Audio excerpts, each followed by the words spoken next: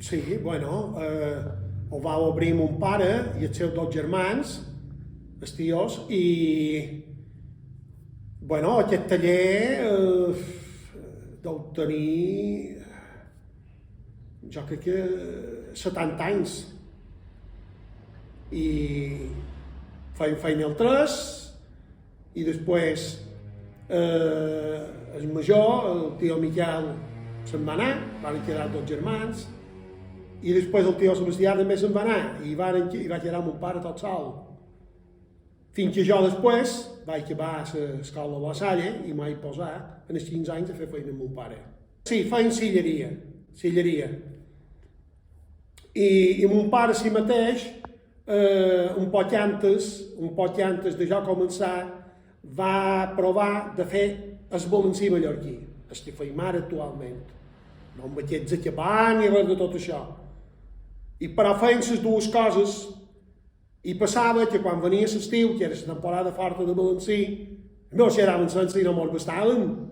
I mon pare li feia com a ràbia i no venia aquí i no podia vendre perquè sabia que cobraria i no tenia gènere. I van decidir, va ser la decisió seva, perquè ell va decidir finalment, només de fer balancí mallorquí. I a partir d'entonces no s'ha fet res més en aquesta casa, en aquest taller.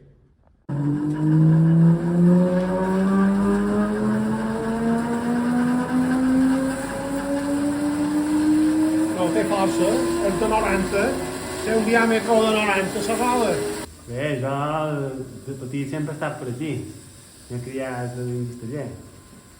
Llavors també fa uns anys, després, va ser quan vaig decidir de fer-ho aquí de Miravera. Ho feien d'adult i d'infant.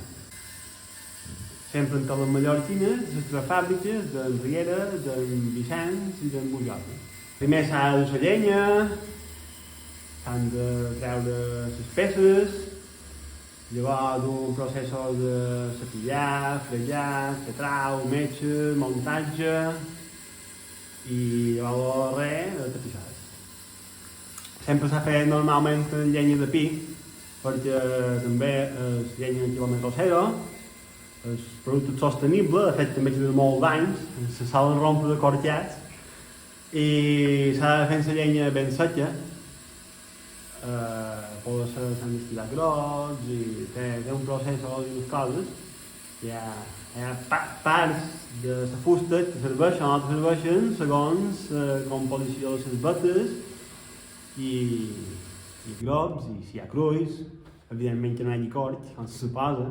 No és complicat ni és fàcil, s'ha de saber fer. Perquè si no ho saps fer, té un detall, unes coses, que com s'engronsar i s'equilibrat, això és una cosa bastant laboriosa, s'equilibrat. Sí, perquè si no ho fas en s'equilibrat que toca, t'escup per endavant, te tira per enrere i no queda com toca anar. Normalment gent més mallorquina, la majoria, qualque estranger alemany de qualcun, també venen catalans a vegades i també gent peninsulars també.